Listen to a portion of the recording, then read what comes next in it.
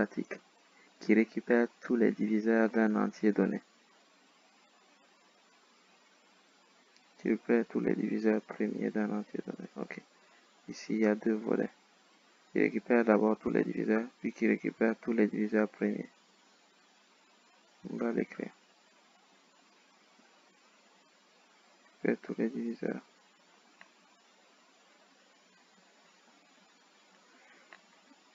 Ici, il récupère tous les diviseurs. Def. Pour dire que la méthode est statique, ici, on doit mettre l'ornement. Statique. Statique. Méthode. On doit mettre ça. Static méthode pour montrer que la méthode est statique.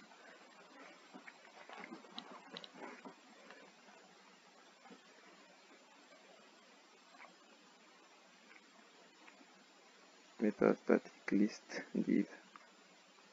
Comme ça. Là, il n'est pas obligé de prendre self. On met pas self dedans. Lui, ce qu'on met, on met qui récupère tous les diviseurs d'un entier donné. Putain, on va retourner un L qui est une liste. De ce fait, nous ce qu'on veut c'est on prend un nombre, un entier, et on cherche ses diviseurs en fait. Il veut qu'on cherche les diviseurs, tous les diviseurs de cet entier là. C'est simple, on va faire for i in range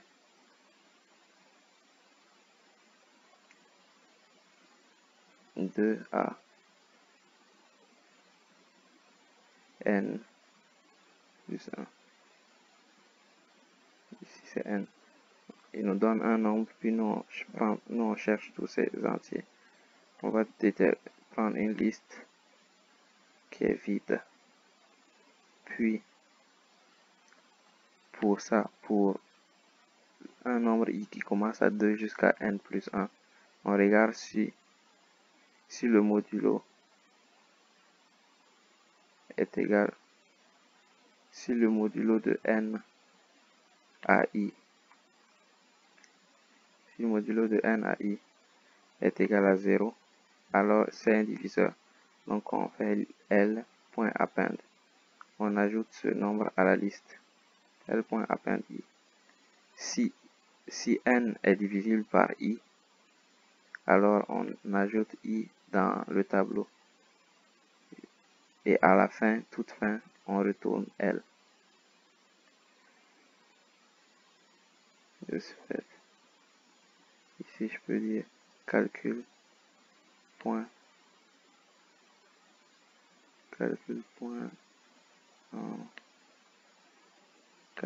list div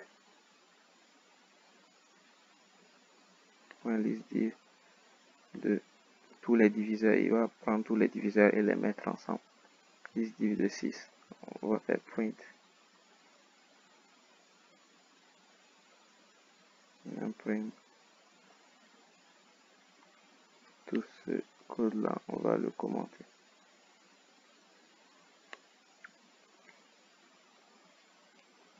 Vous voyez ici la liste de tous les diviseurs de 6.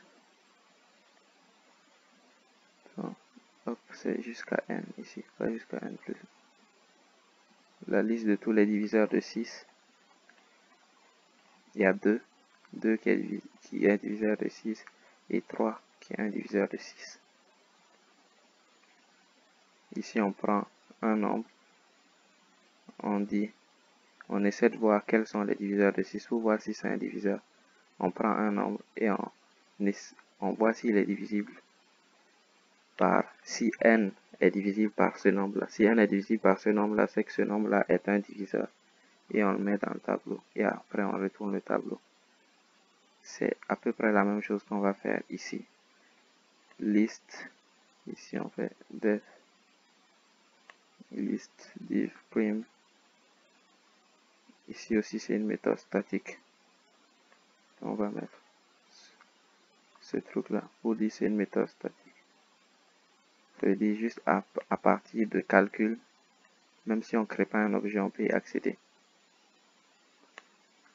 C'est pourquoi on ne met pas de self à l'intérieur. Pour dire on n'a pas besoin d'un objet pour l'utiliser. Ici, n, qui récupère tous les diviseurs premiers d'un entier. Donc ici d'abord il faut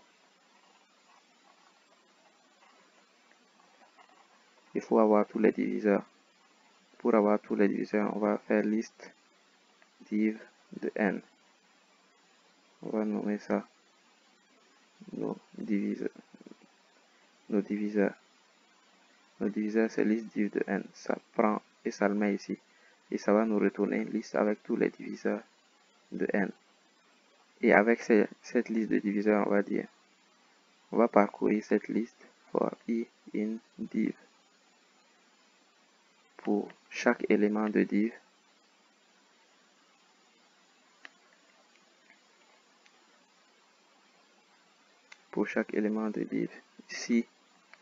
si le diviseur, si pour chaque élément de div, on va appeler la fonction prime. Ici, la fonction prime qui a été énoncée plus haut.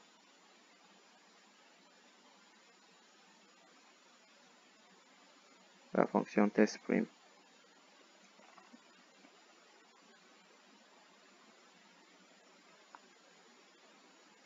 Test prime vérifie si c'est un entier. Et si un certain nombre est un nombre premier, on va dire if. Si cet élément, si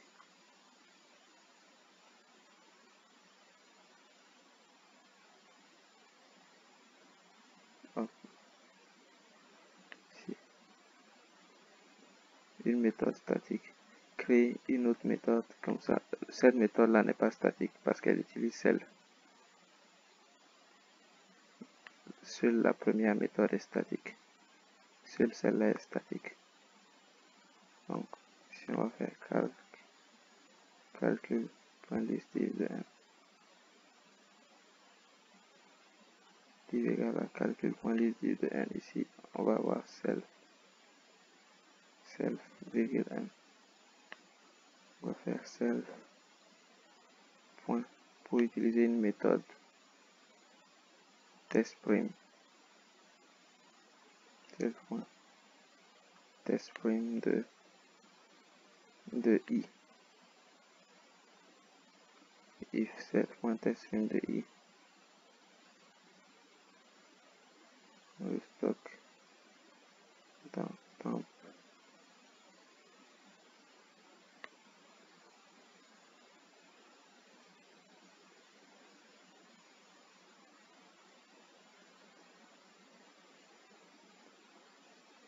On point append.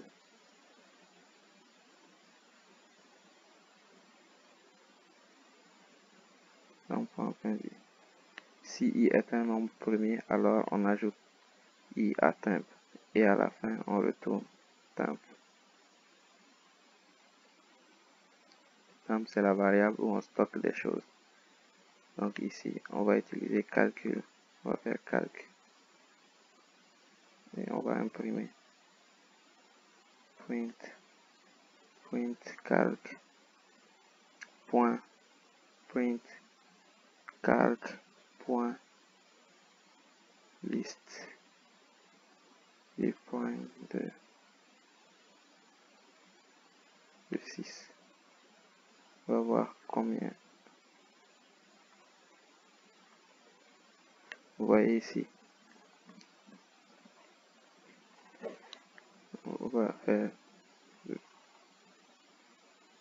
26.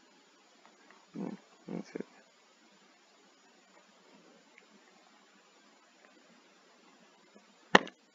Donc ici il va prendre un chiffre 27. On va mettre lui aussi 27 pour voir. Vous allez voir la somme, tous les tous les diviseurs de 27 sont là. Les diviseurs de 27 sont ici. 3 divisé par 27 et 9 divisé par 27.